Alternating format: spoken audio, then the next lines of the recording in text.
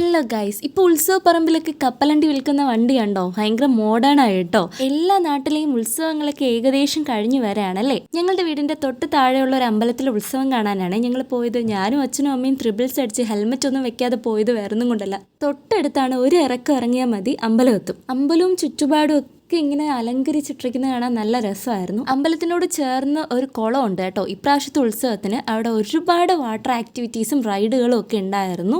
അവിടെ വെച്ച് ഞങ്ങൾ ചേട്ടനെയും ചേച്ചിയും കണ്ടായിരുന്നു. ചേച്ചി പണ്ട് പഠിച്ച അംഗൻവാടി കാണിച്ചു തരണേ. അവിടെ കണ്ടു നിൽക്കാനായിട്ട് ഒരുപാട് കാര്യങ്ങളുണ്ട്, പ്രത്യേകിച്ച് ഈ വാട്ടർ ആക്ടിവിറ്റീസും പിന്നെ അവിടുത്തെ അലങ്കാരമൊക്കെ കാണാനായിട്ട് നല്ല രസമുണ്ടായിരുന്നു. പിന്നെ അന്നത്തെ ദിവസം താലപ്പൊലി ദിവസമായിരുന്നു. അങ്ങനെ ആ ഘോഷയാത്ര കാണാൻ പറ്റി. അങ്ങനെ ഞങ്ങളുടെ വീട്ടിനടുത്തുള്ളത് ഈ വാവേനെ കണ്ടു. പിന്നെ കുറച്ചു നേരം അവനെ കളിപ്പിച്ച് അവിടെ നിന്നു. ഏത് ഉത്സവത്തിന് പോയാലും അവിടുന്ന് കമ്മൽ വാങ്ങാതെ ഞാനിപ്പോൾ ഒരു മടക്ക യാത്രയില്ല. അങ്ങനെ അതും വാങ്ങിച്ചു. അങ്ങനെ എല്ലാം ആസ്വദിച്ച് ലാസ്റ്റ് അത് വെടിക്കെട്ടും കൂടെ കണ്ടിട്ട് വീട്ടിലേക്ക് പോവാണ്. ബൈ.